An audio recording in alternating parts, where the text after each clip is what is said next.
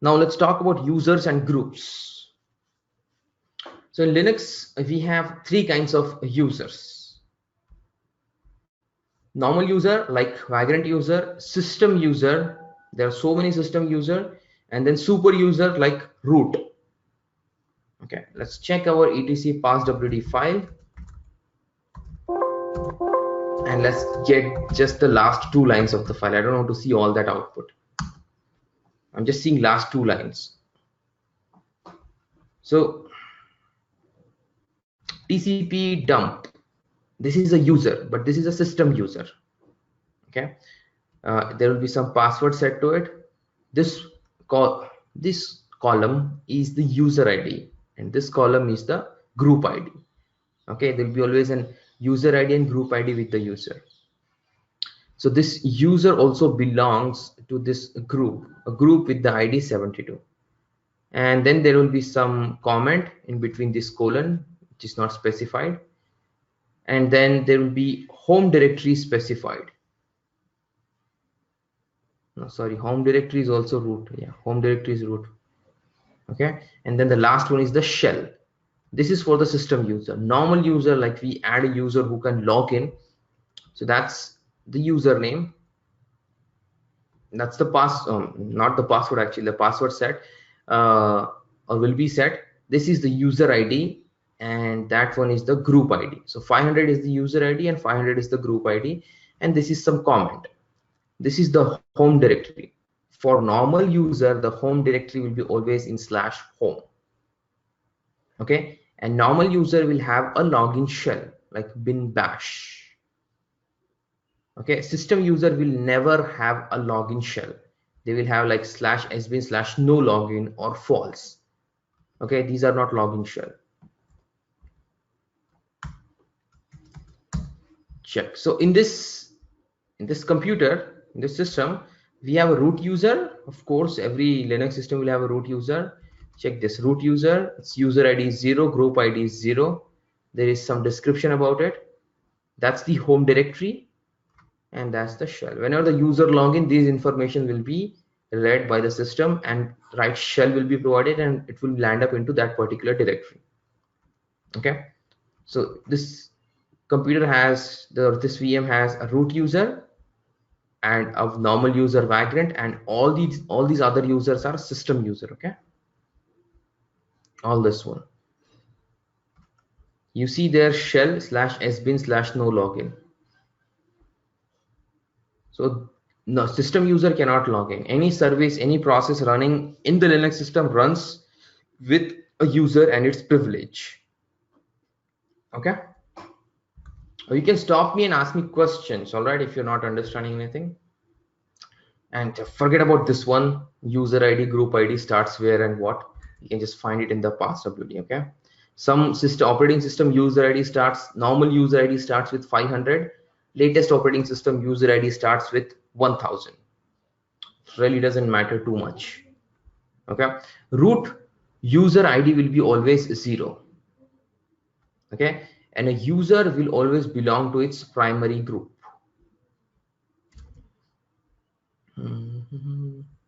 Yeah. So etc passwd file, this file will contains the information. There's one more file, etc shadow file. This file will contain password. Okay, you can see the password, but it will be encrypted, so no point, you will not understand anything. Okay, and only root user can see this one. And it has other information. Shadow file has other information like, when the password can be reset, or when can the user can be disabled, enabled, this kind of information. Okay, all right, enough talking, let's do some action.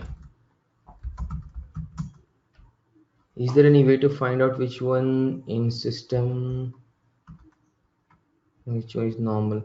Yeah, normal user will have a shell, system user will never have a shell. Has been no login. Normal user will have always a shell to login. That's why it's a normal user. See, there is not much difference between normal user and system user. System user is used by the system, that's why it's called a system user, and it will have no login shell.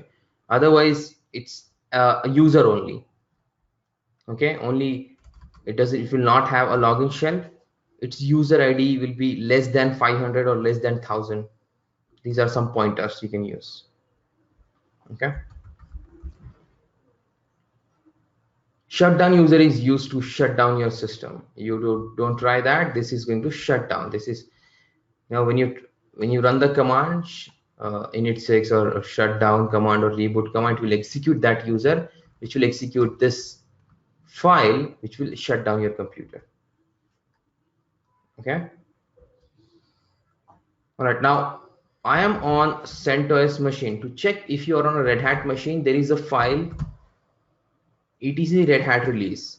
Every Red Hat based operating system will have this file, and this file will have the information of what operating system it is.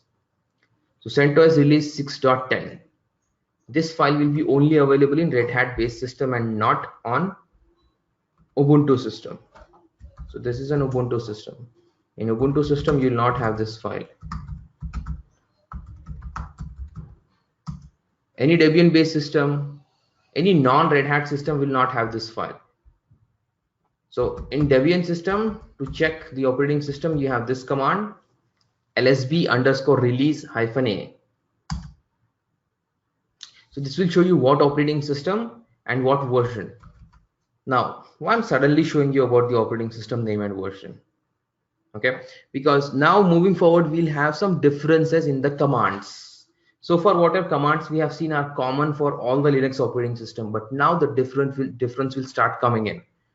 Okay, to add the user, we'll have little different commands, you know, to maintain them, the user ID, group IDs, there'll be different commands. So now it's time for us to understand on which operating system we are.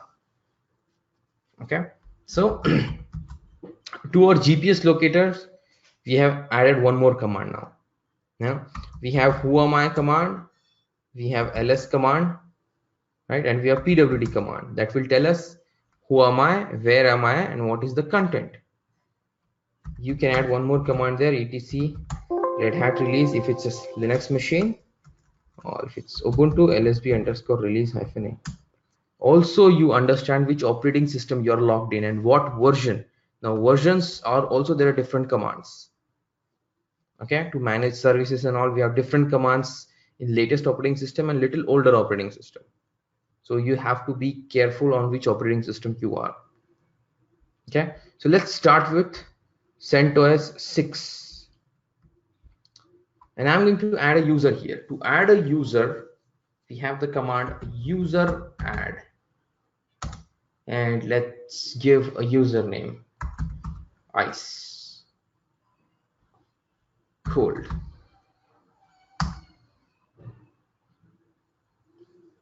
Yeah, so I've added the user, and you can check that.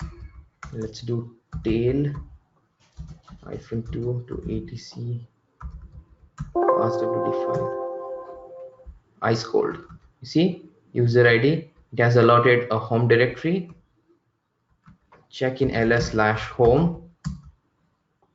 You see, there's a home directory also created for this user, and a shell bin bash. Okay, now to set up, now there is no password set by us to this user, so we'll give passwd ice cold, and I will give some ice cold password to it. Come on, I'll give a simple one, man, because then I'll forget. Okay, now I want to log in to the ice cold user. Now I am already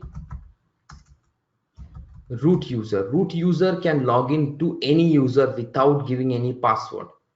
So what I'll do first, I will go to Vagrant user. Yeah, Vagrant user. Now I will log in to ice cold user. su-. Okay, so switch user hyphen means we'll also switch the home directory. So from /home/vagrant, I will go to /home/ice cold. Now it will ask the password. Let's apply the password. Okay, logged in with ice cold user. Okay, Now I would like to try one thing, sudo -i, that I'll explain you later. Now with vagrant user, I do sudo -i, I become the root user. Now I'm ice-cold user and I do sudo -i. It's asking password for ice-cold. Okay, I supply the password for ice-cold. Okay, it threw me an error. Sudo ice-cold is not in the sudoers file. This incident will be reported. Okay, only this much for sudoers. Now we'll come back to this. I just want you to try this one. What is that? Password is vagrant password, right? For what? Are you kidding me? I have set ice cold user. I have set the password. How do you know what's the password? You're assuming passwords?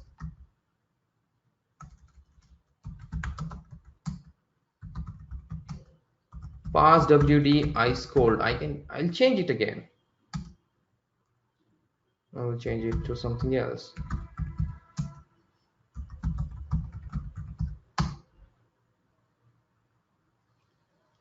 It's ice cold user password I have set. Password pass wd command you can also use to reset. Okay. When you use su-ice cold. Yeah, it will ask the password for the user, right? Which your user you're logging in.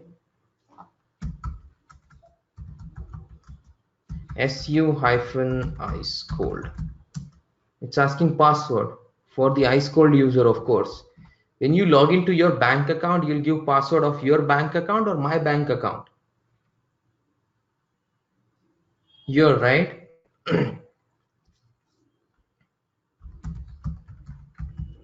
So I'm giving password for the ice cold user, not vagrant user.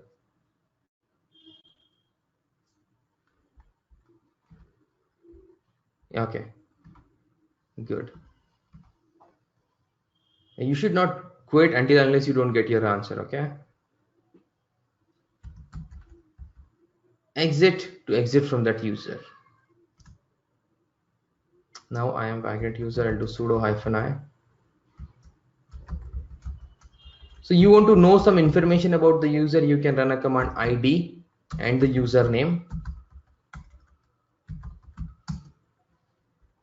This is also one way. It will tell you what's the user ID of ice cold, what's the group ID, and what are the groups. Now, one important thing, whenever you add a user, there will be a group that will also get added with the same name. Like I created a user called ice cold, a group name ice cold is also created. This is called as primary group. Okay, primary group gets created automatically when you create the user, and all the group information will be there in group file. So you see, this is not a user, this is a group ice cold. Its group ID is 501. This is also a group, its group ID is 500. Okay, so whenever I say, like, I'm going to add one more user add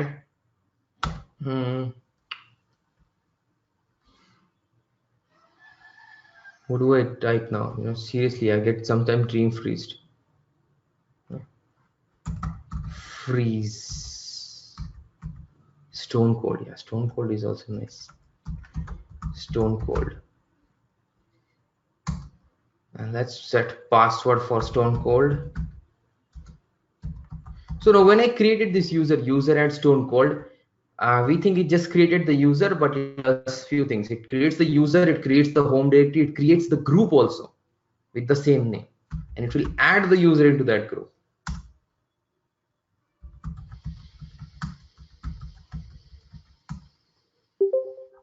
So that's how you add the user. Now to add a group, ID stone cold. So user stone cold is part of the group stone cold. You can create your own group also. Groupadd, and let's name it as just cold. You know, ice cold, stone cold, everything will add it into cold.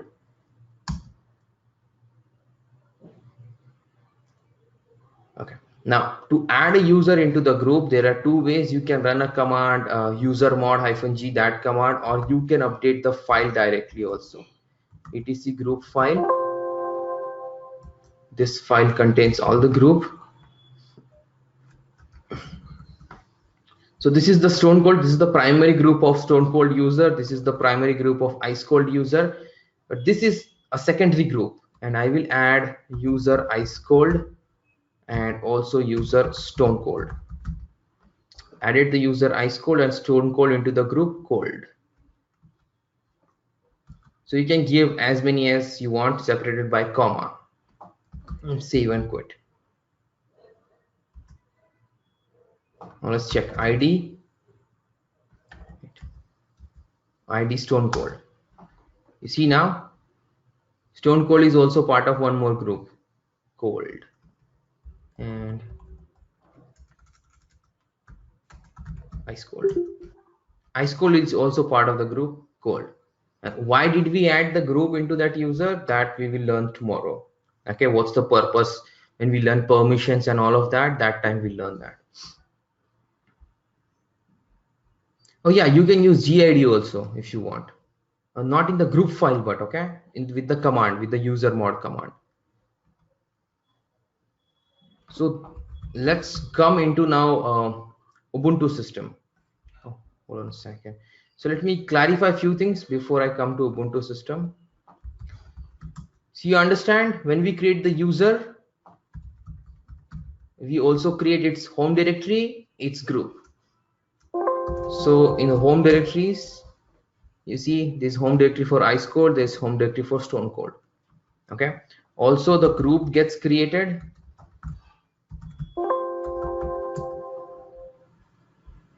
Okay, also the group gets created, the primary group, right? The user gets added, and then you can check its user's information from the passwd file or with the id command.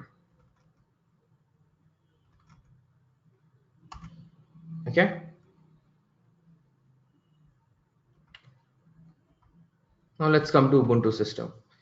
Now here also useradd command works, but when I do useradd command in Ubuntu, it doesn't do few things like adding the creating home directory and a few other things.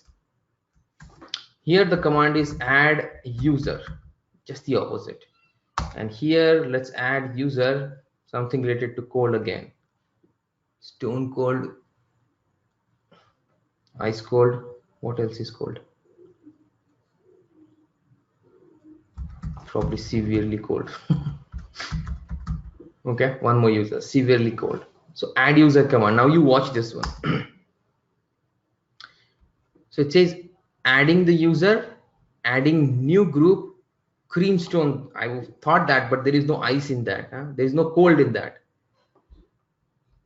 So it added the group, it added the user into the group, it created the home directory, it copied some file from etc scale directory. And I'll show you that what is scale directory. And now it is asking the password also.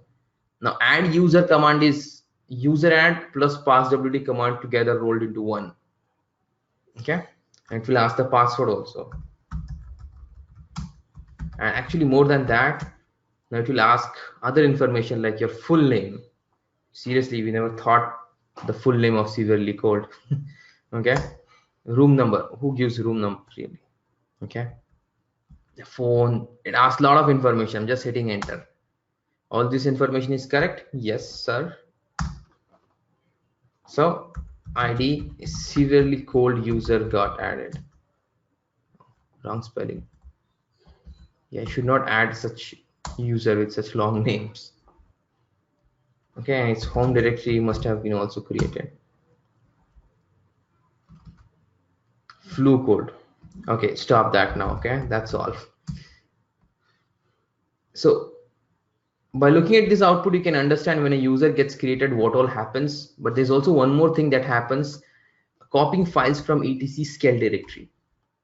Now I've shown you one command, right? ls-a, and I told you there are some hidden files: .bash rc, .profile, .bash_history. Whenever you add a user, We added the user serially code, right? And hopefully there is nothing in that directory. You see, nothing. But if I do ls-a, I will find some files here. These are hidden files. These files comes from /etc/scale directory. We go to etc scale. So whatever is the content in this directory scale, that will be copied to the user's home directory when it gets created. ls-a. You see, it's 3 hidden files. So whenever I create a user, yes, you can use useradd command in Ubuntu. So when you create a user, all these 3 files gets copied to the user's home directory. This will be same with the CentOS also. Okay, let's go to /home ice cold. You see there are some files came into the ice cold, and it has come from etc scale directory.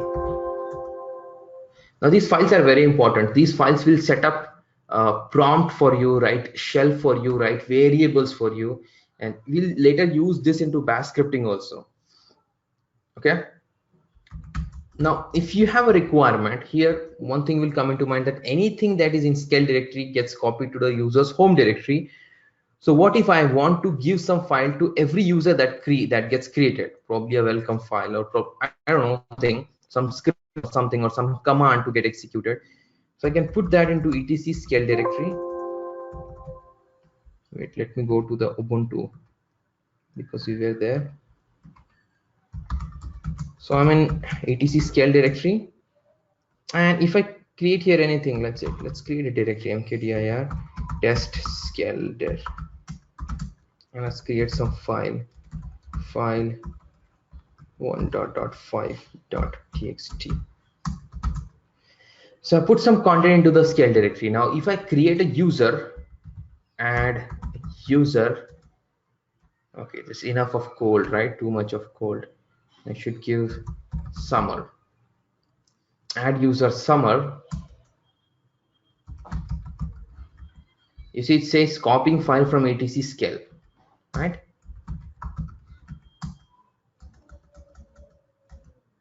Now let's check summer's home directory /home/summer.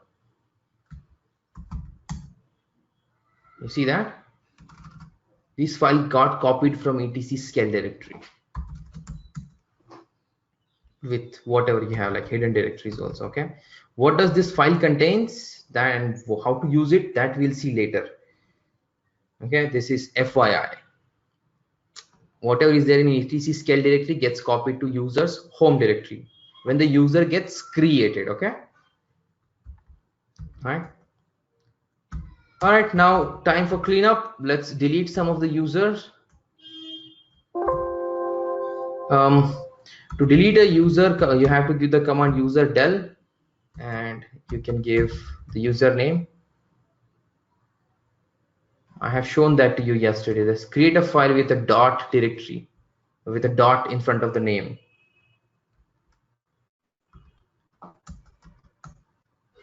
Let's say I'm creating a file, give a dot in front of the name.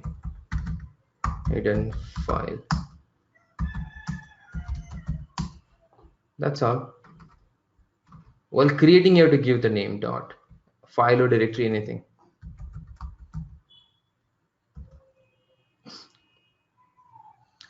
Okay, to delete a user, you have the command userdel -r.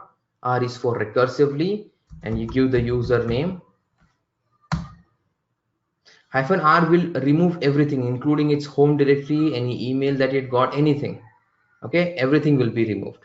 If you just give userdel, if you don't give -r, like let's try here, userdel ice cold, it will just delete the user, but its content will not get deleted. You see, ice cold home directory is still there. Whatever data it created, its mail or its logs, everything will be there. All right, so yeah, one more thing. Group del command to delete a group del cold.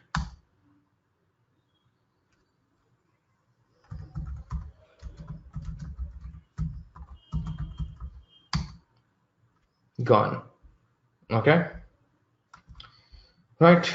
So that would be all. It's already past time. It's like 8:15 here.